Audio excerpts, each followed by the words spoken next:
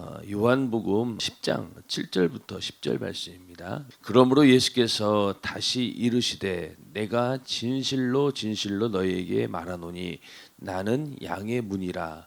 나보다 먼저 온 자는 다 절도요 강도니 양들이 듣지 아니하였느니라. 내가 문이니 누구든지 나로 말미암아 들어가면 구원을 얻고 또는 들어가며 나오며 꼴을 얻으리라.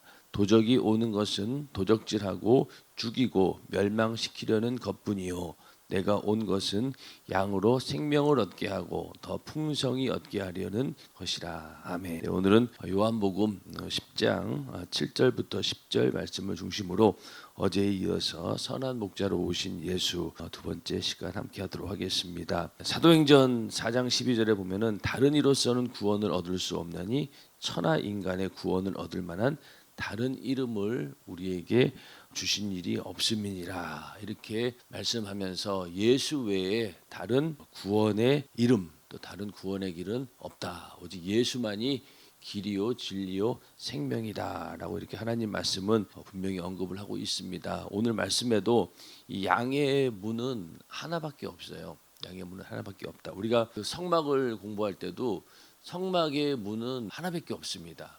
문이 하나밖에 없어요. 그 많은 사람들이 이동하기 위해서는 문이 여러 군데 있으면 편리하겠지만은 문이 하나밖에 없다라고 하는 사실은 바로 예수 외에는 다른 길이 없다. 우리도 이 땅에 살면서 오직 예수 외에는 다른 목자가 없다. 우리의 목자 되시는 분은 바로 예수 그리스도밖에 없다. 이것을 분명히 알고 오직 예수 이것이 우리에게 변함없는 변치 않는 그런 진리가 되시기를 주님의 이름으로 축원합니다. 그래서 그것이 우리에게 절대적인 그런 진리로 있어야 되는데 오늘날 자꾸만 이런 절대적인 진리를 흔들어 놓습니다. 다른 종교에도 구원이 있다. 그래서 다원주의 사상이 만연해 있는 그런 시대입니다. 다른 종교에도 뭐 구원이 있을 수 있겠네. 뭐 그 사람들도 선하게 살려고 하고 또 착하게 살려고 하는데 그런 사람들이 지옥 간다는 건 이상하지 않아? 이러면서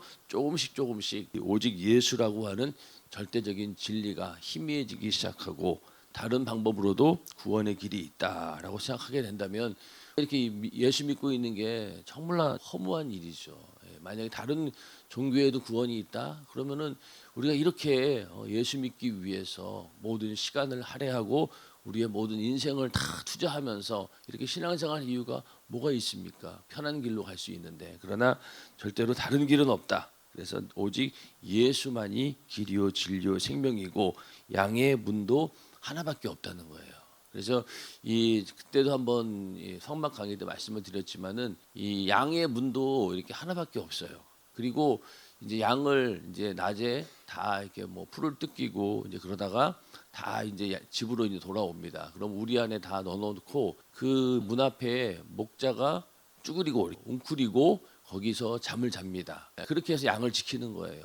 그러니 양이 들어오는 것도 거기밖에 없고 나가는 것도 그 문밖에는 없다는 거예요. 그러면서 들어가고 나가면서 신령한 꼴을 먹는다. 그런 것처럼 우리도 예수로만 영원한 생명을 얻는다라고 하는 그런 말씀입니다. 그래서 10장 7절에 나는 양의 문이다. 그렇게 말씀하시면서 우리도 예수만이 천국으로 가는 문이다. 이 말씀이죠.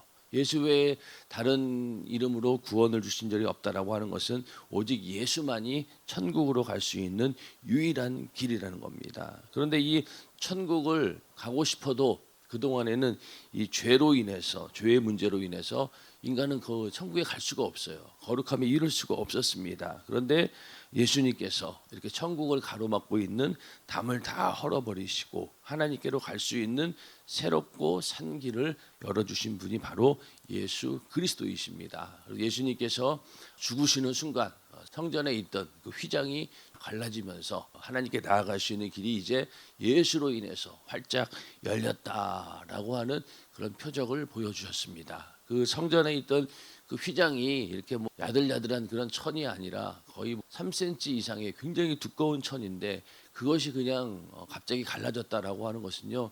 그만큼 이제는 오직 예수로만이 너희가 하나님께 나아갈 수 있다. 그리고 그 길이 이제 활짝 열렸다라고 하는 것을 보여주는 그런 사건입니다. 이렇게 예수님을 통해서 새롭고 산 길을 열어주셨고 천국 갈 수 있는 영생의 길을 활짝 열어주었음에도 불구하고 오늘날 우리들은 미련한 양과 같이 여전히 그 예수님께서 이렇게 지옥의 문을 닫으시고 우리에게 생명의 문을 활짝 열어주셨다라고 하는 사실을 모른 채 그 멸망으로 향해 달려가고 있는 모습이 바로 오늘 이 시대의 모습입니다. 얼마나 많은 사람들이 아무리 예수를 믿으라고 해도 믿지 않고 그 길로 가지 않고 있습니다. 그래서 태어나서 죽을 때까지 내가 살아있는 이 시간이 바로 예수 그리스도께서 날 위해 죽으시고 이 죄와 사망과 지옥에서 구원했다는 사실을 우리가 알 수 있고 믿을 수 있는 시간이 바로 육신을 입고 있는 이 시간입니다. 이때 우리에게 그런 기회를 주었다는 거죠. 그래서 우리에게 주어진 이 육신의 시간이 바로 회개할 수 있는 시간이고 또 구원받을 수 있는 시간입니다. 그런데 이렇게 기회가 주어졌음에도 불구하고 목자 없는 양같이 각기 제 길로 가다가 다 지옥에 떨어진다라고 하면은 이것이 얼마나 안타깝고 절망적인 일입니까? 그만큼 인간은 무지하다는 거예요. 그래서 우리는 오직 예수를 통해서만이 여기서 10장 9절의 말씀처럼 구원을 얻고 또는 들어가며 나오며 꼴을 얻으리라 이렇게 말씀하고 있습니다. 그래서 양이 목자를 통해서 꼴을 공급받듯이 인간은 목자이신 예수를 통해서 이 생명을 공급받는다는 말입니다. 예수 외에는 다른 길도 없고 또 생명을 얻을 수 있는 다른 방법도 없고 오직 예수를 통해서만 우리는 영원한 생명을 공급받게 되는 것입니다. 그리고 다른 영혼의 양식은 없다는 거예요.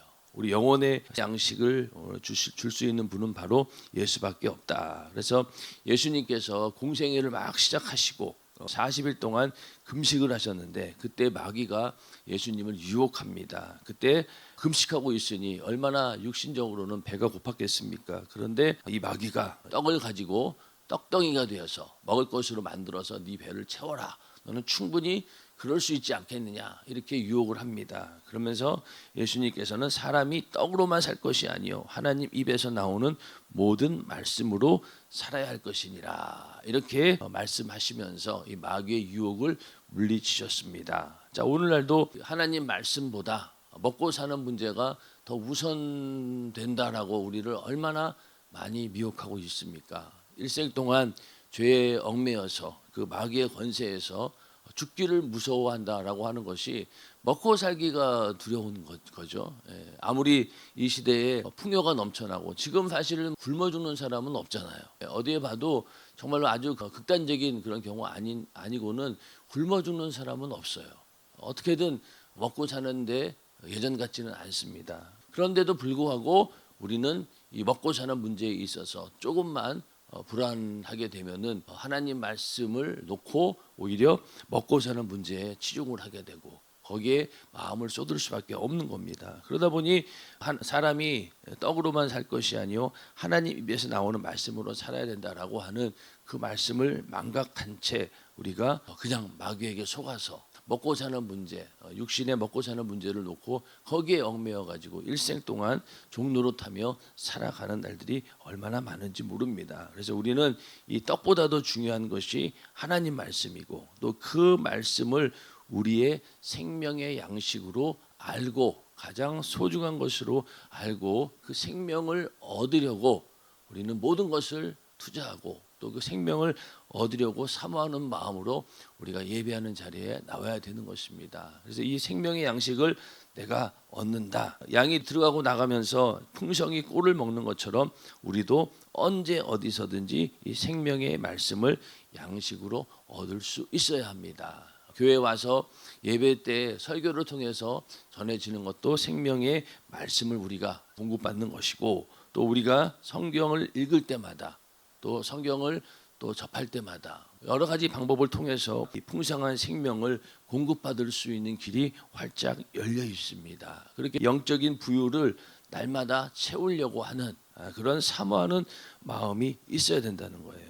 그런데 오늘날 이런 영원한 생명, 영생을 얻기 위해서, 이 생명을 얻기 위해서 노력하는 사람들이 없고, 또 이 사실도 모른 채 이 땅에 있는 것으로 부유를 누리려고 하는 사람들이 얼마나 많은지 모릅니다. 또 이 세상에서 누릴 수 있는 부유는 아무리 대단하다 할지라도 결국 육신이 끝나면은 다 사라져 버리는 것들이죠. 그럼에도 불구하고 사람들은 이 생명의 양식을 얻으려고 하지도 않고 그것이 중요하다고 생각하지도 않습니다. 누가복음 12장에 보면은 어떤 사람이 이제 예수 앞에 나와 가지고 제 형이 아버지로부터 유업을 받았는데 자기 혼자 다 차지하고 나에게는 한 푼도 주지 않습니다. 그래서 유산 중에서 내가 얻을 몫이 있는데 예수님께서 좀 형을 불러다가 야단을 치면서 내가 유산을 받을 수 있게 해 주세요라고 예수님께 간청을 합니다. 참 예수님을 만날 수 있는 기회가 아무에게 주어지는 것은 아닌데 이 사람은 그렇게 좋은 기회를 얻었음에도 불구하고 자기 아버지로부터의 그 재산을 나누는 분으로 알고 그 재산을 나눠줄 수 있도록 예수님께 요청을 하게 됩니다. 그랬더니 예수님께서 내가 너희 형제의 돈을 나누어주는 재판관이냐? 나는 그런 자로 세운 자가 아니다. 이러면서 단호히 거절을 하십니다. 그러니 실망하고 이제 떠나가게 되는데 이 예수를 만났다라고 하면은 물질보다 훨씬 중요한 생명을 요구하는 것이 옳은데 그런 것은 요구하지 않고 자기 육신에 있는 문제를 가지고 예수님을 만나는 그런 기회를 써버렸다는 거예요. 그래서 예수님께 삶과 모든 탐심을 물리쳐라. 사람의 생명이 물질이 넉넉한데 있는 것이 아니다라고 이렇게 말씀을 하셨습니다. 자, 자기에게 돌아올 아버지의 유산을 얻는 것이 어떻게 보면은 당연한 일이잖아요. 당연한 일이지 그게 뭐 욕심을 부리는 것도 아닌데 예수님께서는 탐심을 물리쳐라 이렇게 말씀하고 있습니다. 그래서 우리가 예수를 만난다고 했을 때 내가 과연 우리가 기도할 때 과연 무엇을 기도하느냐 이거죠. 우리는 기도할 때 이렇게 영적인 것, 영원한 것, 예수님께서 주실 만한 것을 놓고 기도해야 되는데 그러지 않고 육신의 것들을 놓고 기도한다는 거예요. 그러다 보면은 그 기도가 정욕적인 기도가 되겠죠. 그래서 그런 정욕적인 기도는 하나님께서 응답하지 않는다라고 말씀하셨기 때문에 아무리 기도해도 응답이 되지 않습니다. 그렇다라고 하면은 예수 믿지 않는 사람들 가운데도 돈 많은 부자가 얼마나 많이 있으며 이 땅에서 잘 먹고 잘 사는 사람들이 얼마나 많이 있습니까? 그러니까 그것은 하나님만이 주실 수 있는 그런 복은 아니죠. 세상에서도 마귀도 충분히 이 천하 영광을 다 너에게 주겠다. 이게 바로 내 건데 내가 너에게 충분히 줄 수 있다. 이렇게 미혹하지 않습니까? 그렇기 때문에 세상에서 예수 믿는 사람들보다 훨씬 부자도 많고 잘 먹고 잘 사는 사람들 많이 있습니다. 그런데 우리가 기도할 때 오직 그런 것들만 위해서 기도한다라고 하면은 그 기도는 응답되어지지 않고 또 하나님께서 원하는 그런 기도도 아니라는 겁니다. 그러면서 한 부자에 관해서 말씀하시죠. 어떤 많은 농토를 가진 부자가 풍성한 수확을 얻게 되자 이제는 이 수확한 이것들을 쌓아둘 만한 곳간이 부족하다. 창고가 부족하다. 더 이제 곳간을 헐고 거기다가 더 크게 지어가지고 쌓아놔야 되겠다라고 마음 먹으면서 이제 이렇게 여러 해 쓸 양식이 많이 있으니 내 영혼이 편히 쉬면서 먹고 마시고 즐기자 이렇게 앞으로의 계획을 세웁니다. 그런데 거기에 대해서 어리석은 사람아 오늘 밤 내 영혼을 도로 찾아가면 내가 지금까지 쌓아둔 것이 네 것이 되겠느냐 이렇게 말씀하십니다. 그러니까 아무리 물질의 부유를 쌓아놓는다 하더라도 오늘 만약에 그 사람이 죽는다라고 하면은 과연 그것이 영혼의 때를 책임질 만한 그런 양식이 될 수 있겠냐는 거죠. 안 된다는 거죠. 아무리 이 땅에 있는 육신의 것들이 돈도 있고 명예도 있고 가진 것이 많다 할지라도 죽으면은 내 영혼하고는 아무런 소용이 없는 겁니다. 오히려 이제 육신의 때가 딱 끝나고 나면은 죄값은 사망이라고 했으니 지금까지 지은 모든 죄에 대한 그 값을 지불하라고 나에게 이 청구서가 날라옵니다. 그러니까 지금까지 육신의 때는 그냥 모르고 있었는데 딱 죽자마자 이제 죄값은 사망이라고 하는 그 요구를 우리에게 내밀게 되었을 때 그때 갚을 길이 있습니까? 방법이 없잖아요. 죄값을 어떻게 갚을 거예요?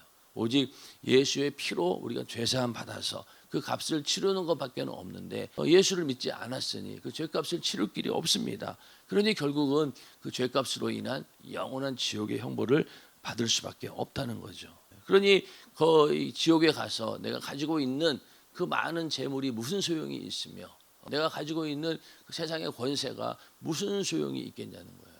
아무 소용이 없다는 겁니다. 그래서 진정한 부유는 바로 영원한 생명입니다. 그런 영원한 생명을 가진 자가 되기를 주님의 이름으로 축원합니다. 방법은 우리 목자이신 예수를 만나서 이 영원한 생명을 얻는 것 외에는 다른 방법이 없다는 거죠. 그래서 우리 교회가 뭐 영혼의 때를 위하여 그렇게 개척 때부터 지금까지 얘기하고 있는 바는 바로 이것만이 영원한 가치가 있는 것이니까. 그렇지 않습니까? 지금 시대가 점점 사람들이 먹고 살기 편한 시대예요. 그래서 예전에는 이 땅에 사는 현실이 너무나 힘들고 또 어렵고 그러다 보니까 그렇게 힘들고 어려운 가운데 의지할 것이 없을까? 그래서 복음을 듣고 예수를 의지하고 하나님을 의지하면서 살 수 있는 그런 여지가 있었어요. 그만큼 심령의 가난함이 이 현실의 가난함 속에서 그 심령의 가난함을 느낀다는 거예요. 그렇지 않겠어요? 뭐 기댈 게 없으니까 먹을 것도 없는데 그리고 항상 이 육신의 이 삶 가운데서 만족할 만한 것이 없고 어려움이 항상 따르니까 이 예수라도 믿어야 되겠다. 그러면서 교회 다니고 신앙생활을 하는 그런 일들이 많았습니다. 근데 오늘날은 어떻습니까? 오늘날은 사람들이 아쉬울 게 전혀 없어요. 그렇지 않습니까? 그래서 우리가 전도할 때도 나는 정말로 이렇게 어려운 불행한 일이 있었을 때 하나님께서 나를 만나 주셨고 내가 하나님과의 만남이 이루어졌습니다라고 간증이라도 할 텐데 이제는 많은 사람들에게 그런 어려운 일조차 없는 거예요. 점점 시대는 그렇게 됩니다. 그래서 아무리 복음을 전하려고 해도 공감대가 형성이 안 되는 거예요. 병을 알아본 적이 있나? 죽을 병에 걸린 것도 아니고 이제는 이 암병도 빨리 발견만 하면은 빨리빨리 치료하는 그런 시대가 되었고 보험 다 들어져 있고 또 그러니 걱정 근심이 없어요. 그리고 잘 먹고 잘 살다 보니 어려운 일도 없습니다. 예수 믿을 이유가 점점 없어지게 되는 거죠. 그런 사람들에게 복음은 전해야 되는데 어떤 걸로 전할 수 있겠냐고요. 그러나 변하지 않는 진리는 내 영혼이 예수 안 믿으면은 지옥 간다라고 하는 것은 변함없는 사실이고 어느 누구에게도 다 해당이 되는 그런 사항입니다. 맞습니까? 그런데 만약에 예수 믿으면은 당신의 이 땅에 살면서 부유를 누릴 수 있고 부자가 되고 또 건강도 주고 이런 것들을 자꾸 얘기한다라고 하면은 그렇지 않는 경우가 점점 많아진다는 거예요. 그런 사람들에게는 이 복음이 들어갈 여지가 없어요. 왜? 다 누리는데.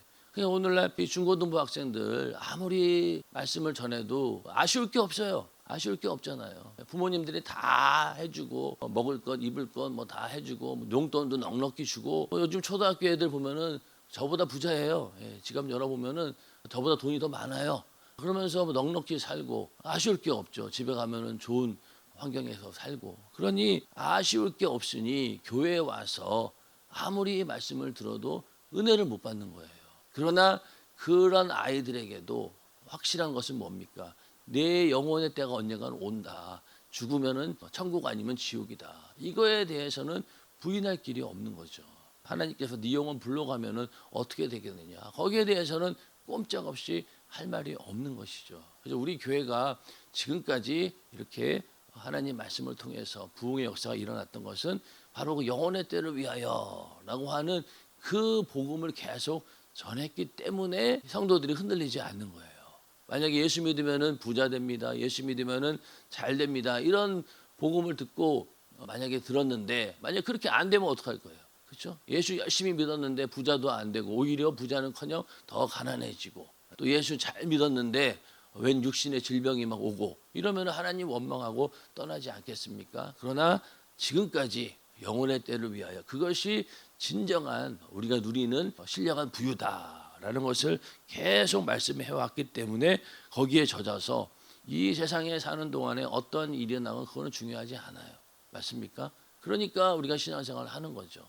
천국을 향해서 소망을 가지고 영혼의 때를 위하여서 살아야 된다라는 그것만이 절대적인 가치로 있기 때문에 이 세상에서 아무리 어려운 일이 생겨도 흔들리지 않아요. 그 믿음 자체가.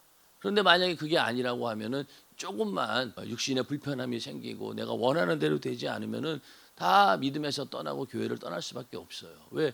여기 와서 내가 원하는 것을 얻을 수 없기 때문에. 그러나 우리에게 주시는 참된 영적인 부유를 주시는 예수 그리스도를 우리가 알고 그분을 구세주로 또 나를 끝까지 인도하시는 참된 목자로 알기 때문에 우리는 신앙생활을 할 수 있는 겁니다. 그래서 예수님을 만나면은 질병에서 또 우리의 모든 허물 가운데서 징계, 죄악, 고통 이런 모든 문제에서 자유함을 얻게 되는데 그것이 바로 참된 부유입니다. 그래서 우리는 눈에 보이는 부유보다 이 예수의 생명으로 얻는 영적인 부유를 소유하려고 간절히 사모해야 되는 것입니다. 그리고 죄와 사망과 지옥에서 이 벗어나려고 하는 이런 영적인 본능이 충만해야 된다. 이런 얘기도 많이 들으셨잖아요. 죄와 사망과 지옥에서 벗어나려고 하는 영적인 본능. 이게 이제 빨리 깨어나야 되는 거예요.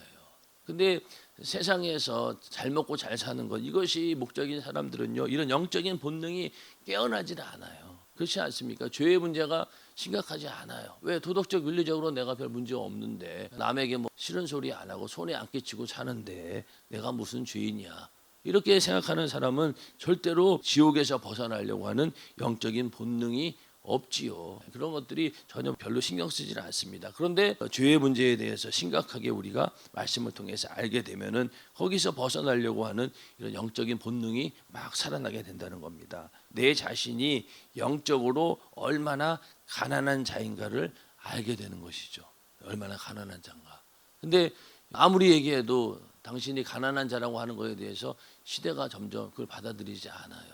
그러니 뭐 예수 믿을 이유가 없죠. 교회 다니는 거 괜히 시간만 뺏기고 그러니까 뭐 아이들에게도 교회 가지 말아라 이렇게 얘기하죠. 옛날에는 그러지 않았어요. 왜? 부모가 해줄 수 없는 일들 교회 가면 그래도 먹을 거라도 챙겨주고 또 가면은 좋은 그런 문화시설도 있고 그러니 야 그냥 교회 가라. 예수 안 믿는 사람들도 여름 성경학교 같은 데 막 보내고 막 그랬어요. 일부러라도. 애들을 누가 케어해 주는 데가 없잖아요. 근데 요즘은 어때요? 어린이집도 있고 뭐 유치원도 있고 다 부모가 원하는 대로 자녀들 다 해줄 수 있으니까 뭐 아쉬울 게 뭐 있습니까? 그러니 교회도 이제 안 보내는 거예요.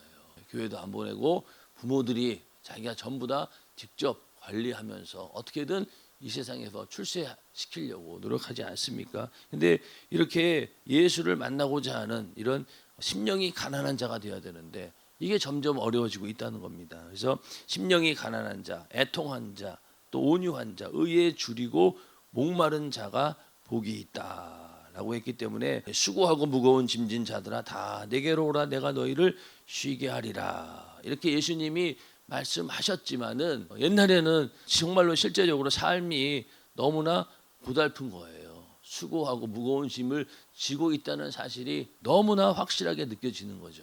그러니 예수 믿는 겁니다. 아프리카로 복음이 확산되는 이유가 뭡니까? 그 나라는 못 사는 나라니까 그냥 이 예수가 절대적인 거예요. 이거라도 붙들어야지 산다라고 하는 절박한 그런 심정이 있는 것이죠. 그러니까 그 많은 사람들이 와가지고 말씀을 듣는 겁니다. 우리나라도 한때 그랬죠.